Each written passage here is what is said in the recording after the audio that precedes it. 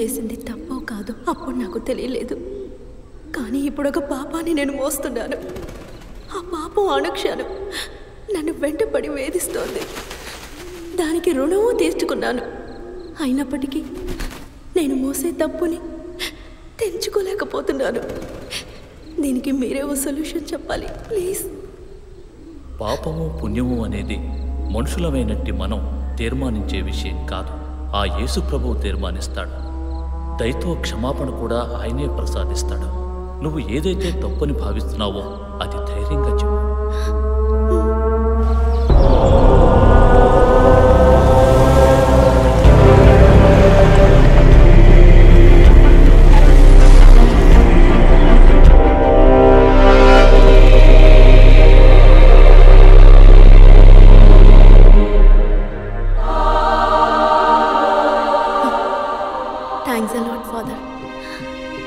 కొంచెం రిలీఫ్గా ఉంది.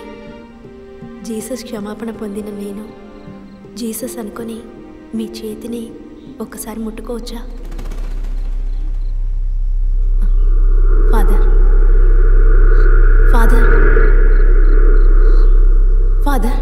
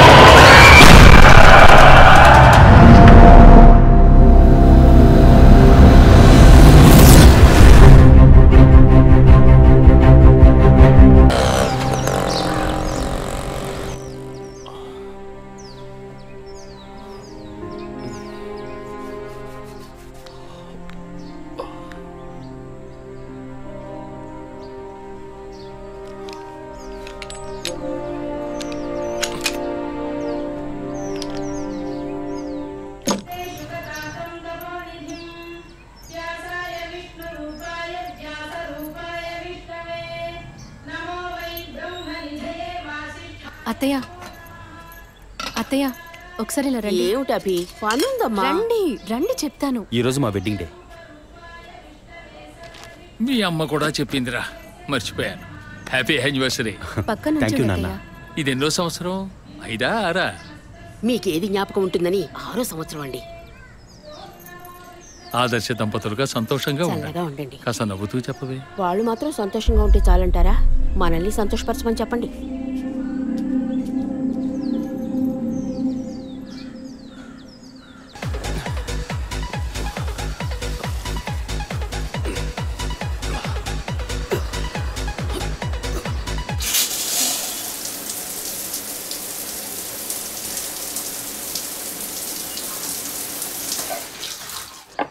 నేను ఇన్నేళ్లుగా ఆశీర్వదిస్తూనే ఉన్నాను. ఇక్కడ కపాలేశ్వరుడి దగ్గర నుంచి కాశీ దాకా వెళ్ళొచ్చాం. వచ్చే సంవత్సరమైనా ముగ్గురిని ఆశీర్వదించే అవకాశాన్ని మాకివ్వండి. ఆ మూడో మనిషి కూడా వచ్చాడు. ఇప్పుడే ఉంటారు. ఎప్పుడు నీకు వేళాకోళమేరా. Hey by the way, many more happy returns of the day. Thank you. Congrats.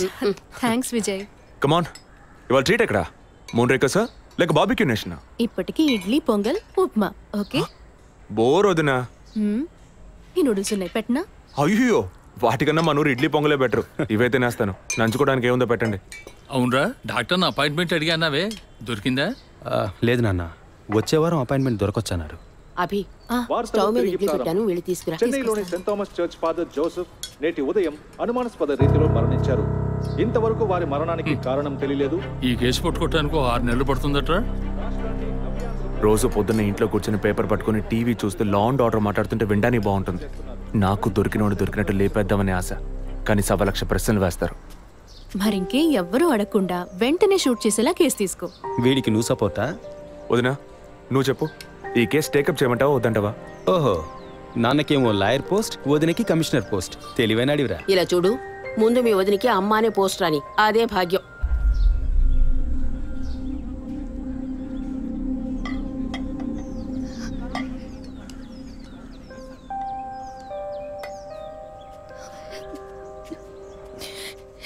ఏంటమ్మా నువ్వు మరేను మొదలెట్టావా? నువ్వు అసలు ఆ మాట లేకుండా మాట్లాడలేవా? ఒరేయ్, ఉన్నమాటే కదరా అన్నాను. నేను మాత్రమేనా అంది? నిన్న పక్కింటి భాగ్యం వచ్చి పూర్ణకి సీమంతం రండి అంది. వస్తాం అన్నాను. దానికి నువ్వు మాత్రమే రావోదినా అంది. దానికేమంటావు? వాళ్ళేదో వాగారు కదా అని నువ్వు ఆ మాట మాట్లాడతావా? ముందు వద్దని అమ్మ మనసుతో చూడు, అప్పుడు నీకు ఏ లోటో తెలియదు. రే, ఇడ్లీ మెక్కడం ఆపేసి వెళ్ళి కన్విన్స్ చేయరా.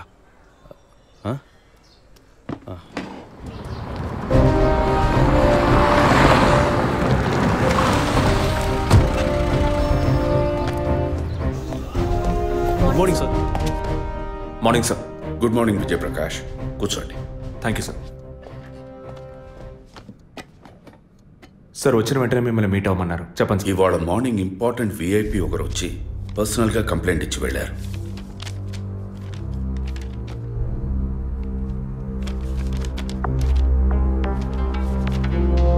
Sky TV CEO mister Gunasekhar కదా సార్? ఎస్, వారి వైఫ్ 2 రోజులుగా కనపట్టలేదని కంప్లైంట్ ఇచ్చారు.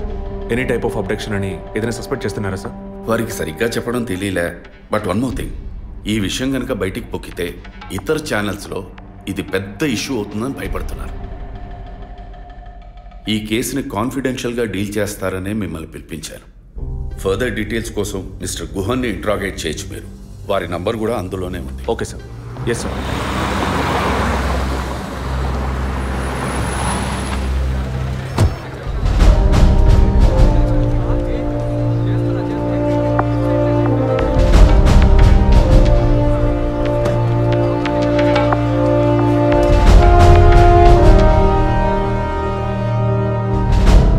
సో మీ ఇంట్లో ఉన్న డ్రైవర్స్ కానీ మెయిట్స్ కానీ మీ వైఫ్ని చివరిసారిగా ఎప్పుడు చూసామన్నారు? Wednesday evening చూశారట.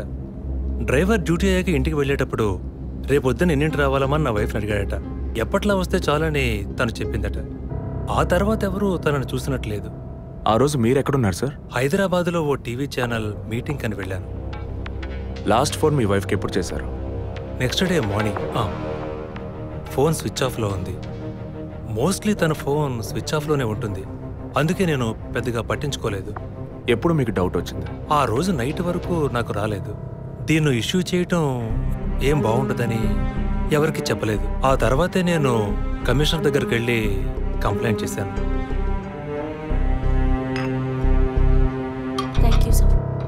సో వివాహం ఎన్నేళ్ళైంది?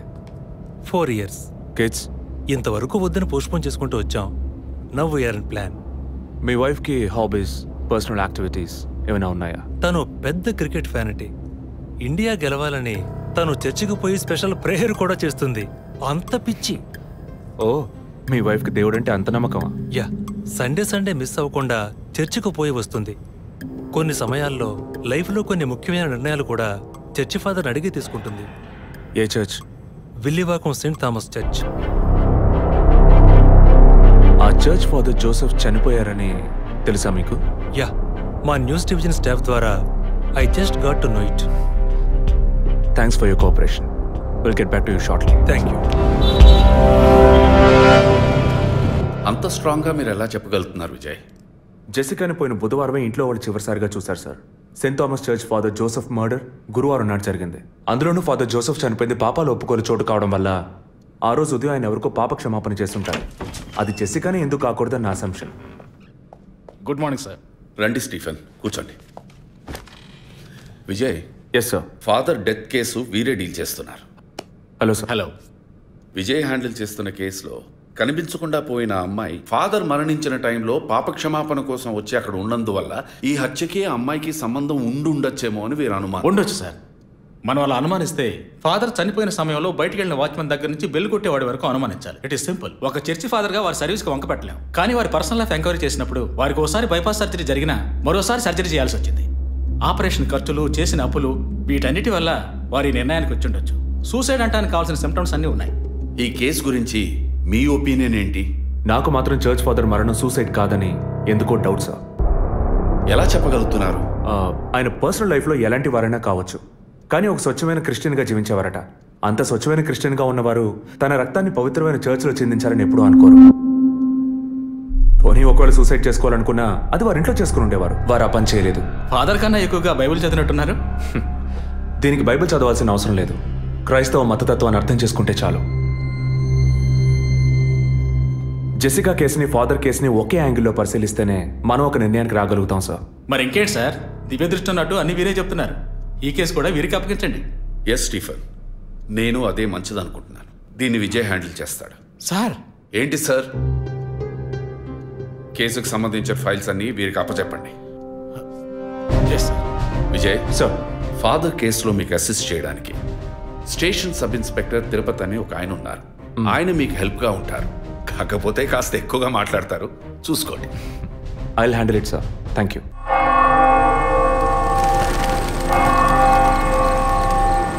అడుక్కుంటే ఇస్తాడు, వేడుకుంటే తీరుస్తాడు, నిజమైతే గెలిపిస్తాడు యేసు. అడుక్కోండి. ఫాదర్ హైటు వెయిటు మీకు మ్యాచ్ కావడం వల్ల ఆయన ఏ పొజిషన్లో కూర్చుని ఉంటారు, ఎలా ఉండుంటారని మీతో ఒక చిన్న అసంప్షన్. లేచరండి. డాంకీ యజ్ఞం కాదు, అందుకు ఇలా కూర్చోబెడతా సార్. నన్ను కొత్తగా మందు కనిపెట్టే డాక్టర్లు ఎలికి మీద ప్రయోగించినట్టు కంగారు పెట్టారు కదా సార్. ఫాదర్ ఎలా కూర్చున్నారో, ఎలా పడిపోయారో, ఎప్పుడు చనిపోయారో, ఇప్పుడు ఎక్కడున్నారో. కాకపోతే ఒకటి, father no more, I miss more. That is the difference. Commissioner గారు చెప్పింది కరెక్టే. కమిషనర్ గారు ఏం చెప్పారు సార్ నా గురించి? చెప్పారులే. పీసీ భానుమతి విషయమా? తెలిసే ఛాన్స్ లేదే. నా ప్రమోషన్ విషయమా? మనకంత సీన్ లేదే.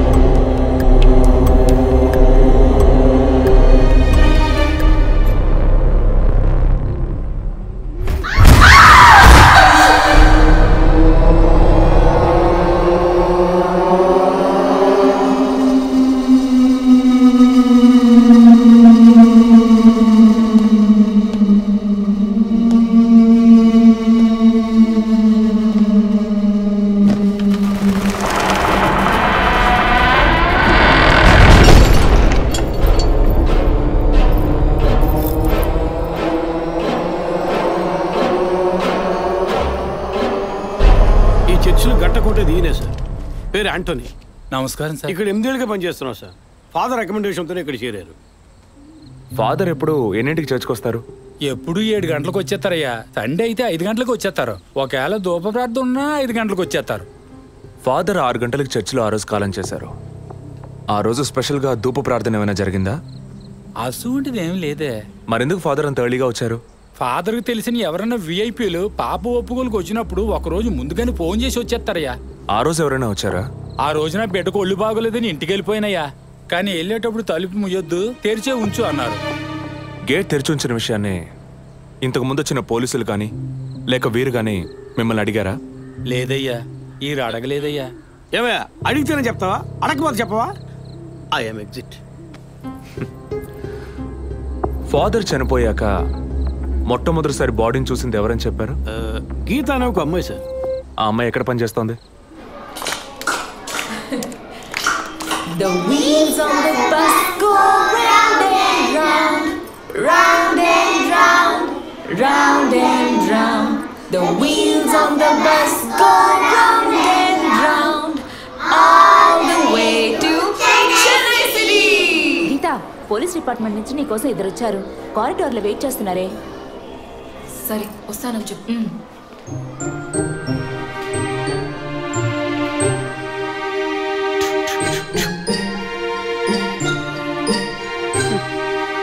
ఈ వయసులో పిల్లలు అన్నాక ఇలాగే అల్లరి చేస్తుంటారులేండి. కానీ రేపు పెద్దయ్యాక మదర్ తెరెసా కావచ్చు, తాత గాంధీ కావచ్చు, మామ నెహ్రూ కావచ్చు. కానీ నాలా మాత్రం కాలేరండి.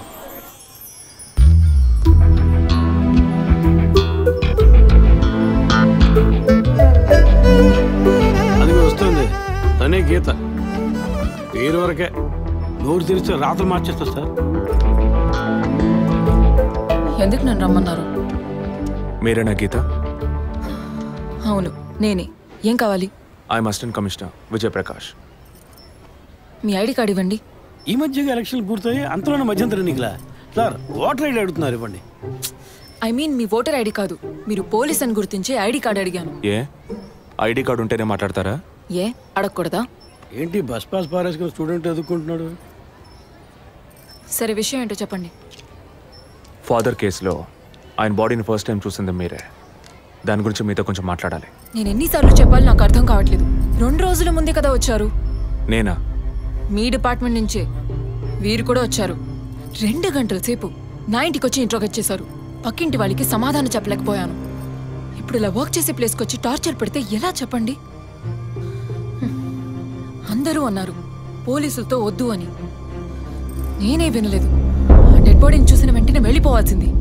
ఆ పని మీరు చేస్తుంటే మీ ఇంటికి పోలీస్ కుక్కలు వచ్చేవి. ఏంటి బెదిరిస్తున్నారా? బెదిరించలా, మీకు సమాధానం చెప్పాను. ఇలా చూడండి, మీ డిపార్ట్మెంట్ నుంచి ఎంతమంది వచ్చినా ఎన్ని తడవలు వచ్చినా ఏం అడుగుతారు మీరు? ఎందుకు చర్చికి వెళ్ళారు? ఎందుకు పొద్దున్నే వెళ్ళారు? ఫాదర్ డెడ్ బాడీని ఎప్పుడు చూశారు? మీరు చూసినప్పుడు ఆయన ప్రాణాలతో ఉన్నారా? అంతే కదా. దయచేసి వెళ్ళిపోండి ప్లీజ్. నేను ఇప్పుడు ఇక్కడికి ఎంక్వైరీ చేయడానికి వచ్చింది మీరు ఆయన బాడీని చూసినందుకు కాదు. మరి అదే ఒక మర్డర్ అయి ఉంటే డైరెక్ట్గా చూసుంటారుగా, అది అడగడానికి. నెక్స్ట్ టైం వచ్చినప్పుడన్నా మీరు నిజం చెప్పడానికి ప్రయత్నించండి. నెక్స్ట్ టైం కూడా వస్తామా? ఇన్వెస్టిగేషన్లో ఇంటర్వెల్